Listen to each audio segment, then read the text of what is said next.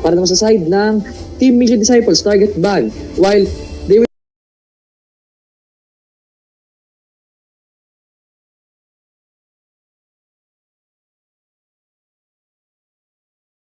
na ang Digipick sa equation matapos maban, and they will go with the Nana Tigreal combo. Kasakit and devastating, especially na ang Morph is kayang-kayang mang-cancel ng mga high level skills dahil ang Morph ay isang crowd control na high priority. Ibig sabihin nun, pati ulti ni Claude, ulti ni Chang, ulti ni Claude, ulti ni Chang, ulti ni Gord ay makakancel din. Pero side naman ng Team Million Disciples, magpipick sila ng Matilda and Kagura. Kagura pick dahil ang kanyang second skill kapag hayok ang payong or hawak ang payong ay isang purify skill. Pantanggal ng crowd control mula sa Tigreal and Nana. Good pick, pero kailangan nila ito ma-pull off ng maayos. And para naman sa Team Shopo, magpipick na sila ng Lapu-Lapu and they will go for the bunny.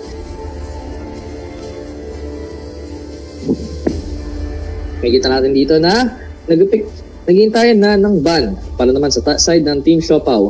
Mukhang mag-ban ata sila dito ng Marksman. And yes, they will ban ni Claude, as I said. Dahil wala pang gold lane ang side ng Team Milyo. Samantala naman dito sa side ng Team Milyo, ang kanila namang ibaban ay, I'm guessing, Marksman din or Jungler. Dahil wala pang Jungler and Marksman ang side ng Team Siopaw. As of now, meron pa sa XP lane, mid lane, and roamer. Same din sa kabilang side. And they will ban the carry. Yup, puro tanggalan lang ng mga marksman. And maghihintay tayo dito kung ano naman ang ipipick nila. Jungler ba muna or gold lane? Let us see. Pero pwede dito ang Ixia pick. Not really, I guess. Considering na merong Arlot and Matilda combo para pasukin siya. But hey, they will go for the Ixia pick. Napaka-confident nila para dito, pero kailangan mag-ingat ng Ixia sa mga flank ng Arlot, Kagura, and Matilda. Dahil sa Secret Eagle na Matilda, kaya-kaya dalhin kasama ang mga kakampi. And anong kukunin na Jungler para sa side ng Team Million Disciples? Let's see. Mukhang Amon ata. First time tayo makakita ng Amon pick dito para dito. And sa Marksman, kukuha sila ng Irritel, which is the ability to do basic attacks habang naglalakad. Sa Jungler, sino kukunin nila? Amon ba? No, they will go for the Balmond. Balmond pick yung pwedeng itank, pero pag nakaka-take down siya ng mga creeps and minions and heroes ay magkakaroon siya ng HP regen. Para naman sa Jungler, anong kukunin para sa side ng Team Siopaw? Mukhang Hellcurt na nga ang kanilang ilalak. Mag-aantay na lang tayo dito kung anong magiging result dito, pero as of now, yung Hellcurt may ability sa kanyang passive na mang-cancel ng skill or mag-silence ng kalaban pag siya ay na-crowd control. At may kita naman natin dito sa side naman ng Team Million Disciples na more on sustain type sila, while clash-centric naman ang Team Siopaw. Pag-i-start ng laban, and makakita nga tayo dito ng Arlot Burst, as I said earlier. Samantala naman dito sa Hellcurt ay siya naman ay naka-lethal ignition, while in pure rage naman para sa Nana. Tigreal with the focusing mark, interesting pick. And makakita din natin dito na ang halos lahat ay naka-brace might and ang tawag dito, and quantum charge para sa Matilda and Irritel. Sorry, medyo nabubulol na ako.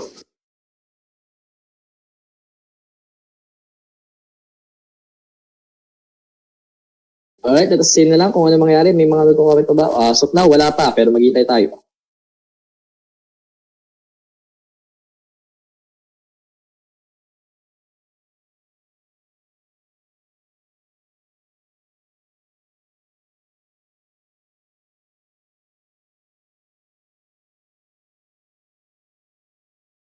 Okay, sinabi naman dito ni Ralph Mendoza, gwapo ng caster, grabe. Thank you, Ralph. Napakagaling mo talaga. At mag-start na ang ating game. Million Disciples versus Team Siopaw. Game number 5. May kita nga natin dito na kasama na agad. And mukhang naglalag ata ang Balmond. Will they request for pause? Parang, let's see. Pero ito na nga yung Balmond, naglalakad na. Papunta na rin sa may blue buff ang kanyang mga kampe. While Tigreal will try to invade. Mukhang kinuha ata nito ay Sacred Hammer. Nagpo-provide na sana ng vision. Ang tanong, is tutulak ba niya yung buff? Yes or no? Ito na nga yung Balmond, umikot-ikot na with a Beyblade. But dito sa may Hellcurt naman ay nag-take siya ng red buff. And ito na nga yung Tigreal ng gugulo. Tinulak ang buff. Na-reset ng onti pero hindi enough dahil sa naging adjustment sa buff na kung saan pag nito yung nililinis ng beses, pwede pa ulit babalik ang HP nito ng hindi gaano. And ito naman Hellcurt ay nag-take ng golem. Makakuha niya na ang golem. And nag-respond na ang Little Wanderer. Sino makakuha dito? Hellcurt versus Balmond, ang mga secure ay walang iba kundi si Hellcurt. Mag-dash out na siya gamit na Shadow Transition. Mapapaplikar ang Tigreal and mag-recall na siya. Yung Matilda naman dito nagupok pero hindi makakancel ang recall ng Tigreal dahil nanganib siyang makancel ang kanyang recall gamit ang mga skills ng kalaban. And Hellcurt will just priority the blue buff. Samantala naman dito ang Balmond ay mag-take na ng Golem. And makukuha niya yung Golem at mukhang mag-set siya ng red buff. And we kita naman dito sa bot side na napuruhan ng Arlott ang Lapu-Lapu dahil sa kanyang burst capability. Pero dito sa bot, dalawa. Dito yung Nanam, mukhang mag-aabang ata ng gang. Samantala dito yung Hellcurt ay nagpo-farm pa rin. Hellcurt is already level 4. Ready na siya para mag-gank ng bot side. Pwede niya gamitin ng kanyang Dark Knight Pulse. Pero nagkakaroon bakbaka dito sa bot side. Ang nanalo si Arlott against the Lapu-Lapu. Pero ito na kasi Hellcurt pumasok na. Ayun na yung mga Deadly Stinger. Nagdigil na sa basic attack. Mapapatay ba? Ang sagot is yes. Grabe naman to Scorpion na to. And ito yung Balmond, buwebe-bleed na. And yung Hellcurt bumalik ulit. Na-trigger ang passive ni Hellcurt. Ito na yung Molina's Butch. Pero tutakas yung Hellcurt, hindi na. Pa-respond na rin ang turtle. 3 seconds. Sakto. Mukhang makukuha ata to ng side ng Team Milio Disciples. Ang sabi naman dito ni Leon Dil Inserto, go Team Siopaw. Sabi naman ni David, pa-shoutout kay No. Hindi. Sabi naman dito ni Giselle, self-support, yes. And ito na nga yung Balmond, nag-red 3 na. May kita naman natin dito Iritel na sa top lang, nag-farm lang, same na kay Iritel. Kay si Ixia, pero si Ixia naman ay napuruan. Pero Ixia has already level 4, same din kay Iritel. And dito si Tigreal ay nag-aabang lang while Balmond is taking his blue buff.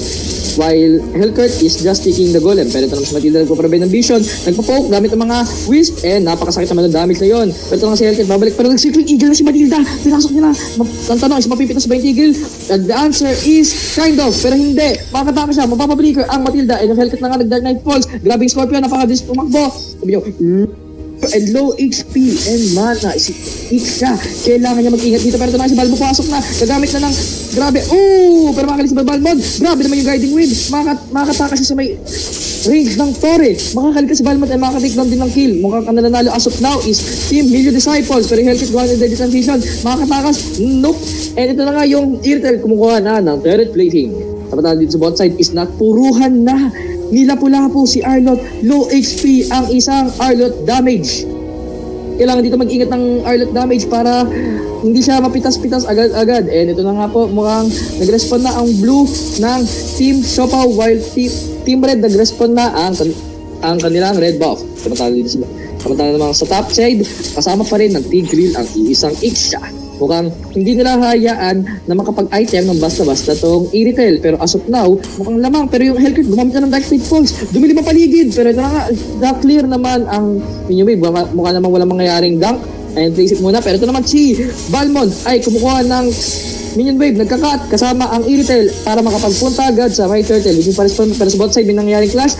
The answer is, taatakas lang din ng Hellcurt. Gumamit na ata ng ulti na Matilda. The answer is no. And ito na nga turtle, pa-respond na within 5 seconds. And ito na yung nanawit ng Magic Boomerang, pero napaggamit ng Flicker, which is crucial because 120 seconds ang cooldown ng isang Flicker. In short, magkakaroon siya ulit ng Flicker within 6 minutes. And ito na nga, nag-take na Balmond ang Turtle.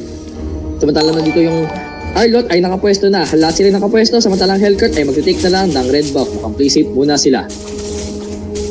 And dito naman sa may top side, yung Ixia ay nag-clear lang din ng Minion Wave. Ang tanong is makakover siya ng start plating. Hindi muna, kailangan niya na mag-back. Yung Tigreal papunta na sa top, mukhang ready natin implosion.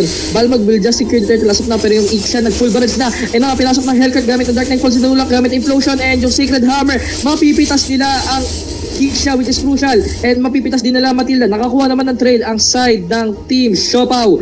And dito naman sa may bot side, mukhang nag-farm muna ang Balmond. And yung Kagura dito mukhang ready ata kumombo. Kasi nakabantay lang siya. Or i-hold lang niya ang Minion Wave para mabigay sa Iritel. Pero hindi niya na ata hold ng agad-agad. Mukhang kailangan na lang muna ito i-clear. Samantalang sa may mid lane, nag-push na ata. Pinupush na ng Hellcurt ang Dana, ang outer turret. Pero yung Balmond, grabe, nag-ultimate para ma-clear ang Minion Wave. Pero kailangan makatakas. Ito na yung Matilda, nag-circling eagle. Matatamaan ba ang Ixia? The answer is yes. Pero mapipitas na Ixia. Mapipitas din ang Hellcurt.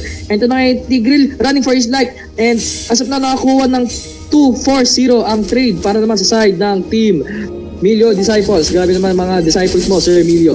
And nakita natin dito yung Yung catapult niya try mag-push pero hindi hinayaan ng Kagura. And dito naman si Lapu-Lapu, low HP na, kailangan niya mag-ingat. Dito naman sa top side, nakabantay dito si Tigreal pero mukhang nag-set up ng gank dito ang side ng team Million Disciples. Pero grabe naman makawist ng isang Matilda, hindi talaga yan. Pero ito na si Hellcat, nag-Dark Knight Falls. Tumilin na ulit ang baligid. So yun na nag-Circling Eagle, pipitas sa bida ng Hellcat ay yung Tigreal. The answer is yes, mapipitas. Makukuha to ng marksman ng side ng Team Million Disciples. Pero nag-full barrels na ang Isha para mag-clear wave. Hindi enough ang damage para makakuha ng kill para sa Team Million Disciples. And so now, successfully defend the top lane. And sa may bot side, nagkakaroon ng one-on-one, XP versus XP. Dumash na ang Arlot. Pero wala na siyang dash ulit dahil nakapag-dash na sa walang mark. Nice gank by Hellcat, securing the kill sa Arlot. And pa-respond na ang turtle within 15 seconds. Which is sakto kasi kung kaya mag-respond ng turtle, ay mag-respond na rin ang kalaban. And 6 minutes pa lang, kailangan ko mag-item check. Makikita natin dito na yung Arlot is inuna ang Sea Halberd para may anti-heal against shot damage against extra HP heroes. Samantala naman dito yung Edith nakapag-build na ng Husk Claws and DHS. And sa kalaban naman ay 3 pa lang or 4 ang nakakabuo pa lang ng kanilang core item. Ito na nga turtle, ang unang pwesto dito ay ang side ng Team Siopaw. Sarap ng Siopaw nila, ewan.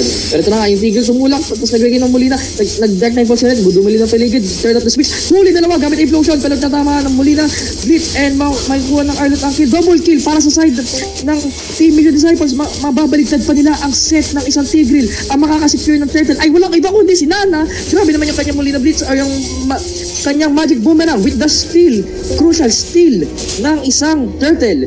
Pero mabuubos din sila pagkapalit ng turtle. Pero grabe din ang isang steal na nagawa ng Nana. Shoutout po sa kanya. Sabi naman dito, Jessmark, shoutout po sa section 202 ngayon lang nakapag-comment ang bagal ng PLDT. Grabe nga talaga itong PLDT na to, ano na.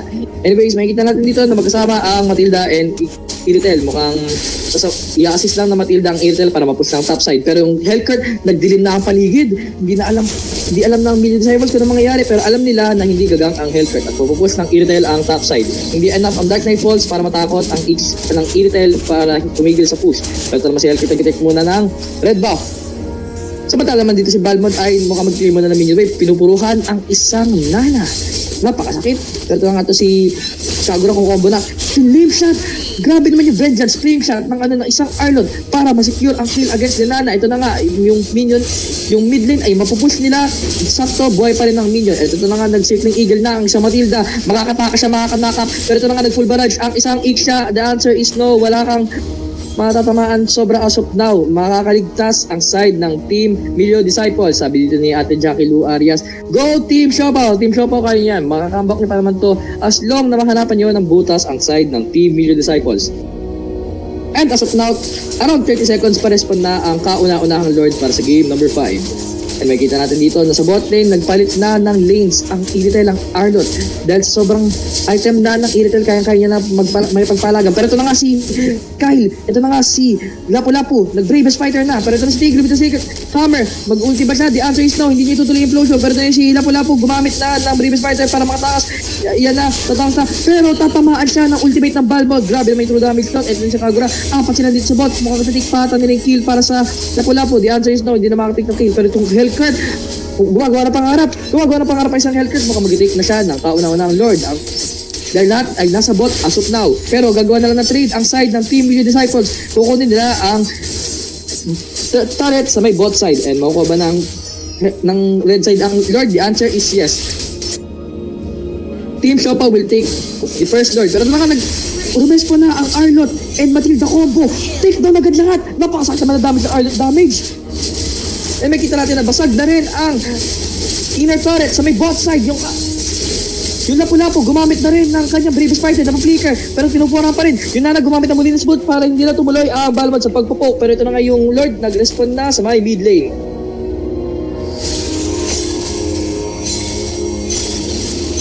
Ito niya may walk. Okay, makita natin dito na yung Lord ay hinayaan lang ng side ng Team Red, ng Team Siopaw. At yung Matilda ay hindi hinaya, pero grabe na may favor, bumalik ang HP, tapos meron pa siyang shield. Ay wala na, tapos na agad ang kauna-unahang Lord ng game na ito. Ay Arlot na talaga mag-flank, pero pinigilan ng Ixia. Makukuha niya yung shutdown kill, which is crucial. Pasok na makakuha siya ng item, pero Matilda tutuloy ng Circling Eagle. The answer is no. Maglalagay na ng Molina's Bolts ang Nana, pero walang tatamaan as of now. Ito naman si Tigreal ay naglalagay lang ng mga attack wave. Pero ito naman si Matilda ay tumatakas na lang muna as of now. Open pa ang 2 buffs para sa side ng Team Milio Disciples. And Iritel will clear the top side. Okay, for item check, may kita natin dito na yung Arlott ay talagang full damage, naka-Malefic Lord na rin siya at bibili siya ng BOD. While the Matilda goes for the anti-heal and mukhang magbibili ng Oracle. Genius 1 para sa Matilda and ay sa Kagura and Balmond will buy the Hunter Strike and Corrosion para naman sa Iritel. Sa kalaban naman ay nakabili na ng Talisman and Lightning Talantion ang Nana, while Tigreal will go for the full tank, bibili ng Atinas. Lapu-Lapu already bought the Bloodlust Axe and Dominance Ice. Tapos sa Ixia naman ay nakabili na siya ng Corrosion and Demon Hunter. Samantalang dito sa Hellcat ay bibili siya ng Hunter Strike and Corrosion Sight. Grabe na may mga sight, napakadaming sight. As makikita natin dito, 65 na mag-respond na. Pero grabe, Dark Force, dumi na mapaligid. Pero grabe na may shield na perguin. Huli na dalawa, grabe may explosion ng Tigreal. Pero maulti na ang Ixia. Mapipitas nila ang dalawa. Mapipitas ang Iritel at ang Matilda. Nice set by the side of Team Siopaw. Pause now, and makita natin dito yung mid lane, mukhang push na, natanggal. Pero, sa top, naka-takedown pa ang isang Kagura against the Ixia, which is crucial. Dahil kukulangin ng taga-push, pero kung si Balmo pinupuruhan ang isang Lapu-Lapu with the bravest fighter, yung Tigreal with the flicker. Pero hindi enough ang flicker na Lapu-Lapu, hindi ito tamang stun. Pero kung nga si Hellcat pupuruhan ng kalaban, the answer is yes, mapapitas at masya-shutdown na nila ang Balmond. Mukhang buwabawi na ang side ng Team Siopaw.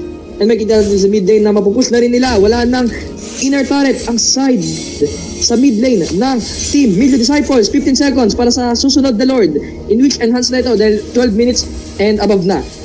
And yung Hellcat, unay mo na mag-farm while the Matilda will go for the vision. And yung Tigreal with the tulak, yung Magic Boomerang, nagdilim na ulit ang paligid, itutuloy ba nila? Mukhang hindi, mukhang kukuha na lang muna ng farm. Samantalang dito si Matilda, Arlott and Ixia ay pumapwesto na. Arlott with the burst and flank, napakasakit ng damage, 3 hits lang ng kanyang vengeance, patay na agad ang Ixia, napakasakit. Ito na yung napakasakit naman ng Kuya Eddie, and dito na nga yung Tigreal, tumutulak, pero ito na nga sinuzone, nag-ulti na rin ang hinyang overturn ang isang Kagura, nag-flicker na ang isang Nana, yung final slash and takedown para sa isang Tigreal. Nauutal na ako. Ito na nga, mukhang kukunin na ng Team Milio Disciples ang pangalawang Lord. Pero ito na sila Lapu-Lapu, mukhang papasok ata, mukhang pupok lang. Yung Nana na wala na passive and nakikill ng Arlott ang isang Nana. And ito na nga yung Matilda with the Secret Eagle, kinancel ang ultimate ng isang Lapu-Lapu. And Balmond will secure the Lord. And ito na yung Hellcat na yung mag-steal, pero it's a fail. Napitas, ito na yung TP-TP. Sabi na naman nung Matilda. Anyways, ito nga makikita natin dito na yung minion wave ay kineclear naman ng side ng Milio Disciples para hindi agad ma-show. Grabe ang pinakitang synergy at ng burst damage ng side ng Team Milio Disciples.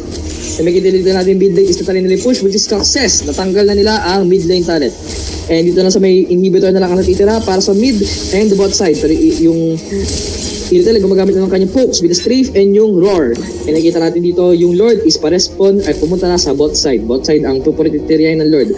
Red buff from the Team Siopaw, mag-respond na ngayon. And 9 seconds para naman sa blue buff ng Team Siopaw. And makita dito yung Arlott ay yung Balmond kasama yung Lord. Sabi niyo Lord, huwag ka mag-alala. Sama kita.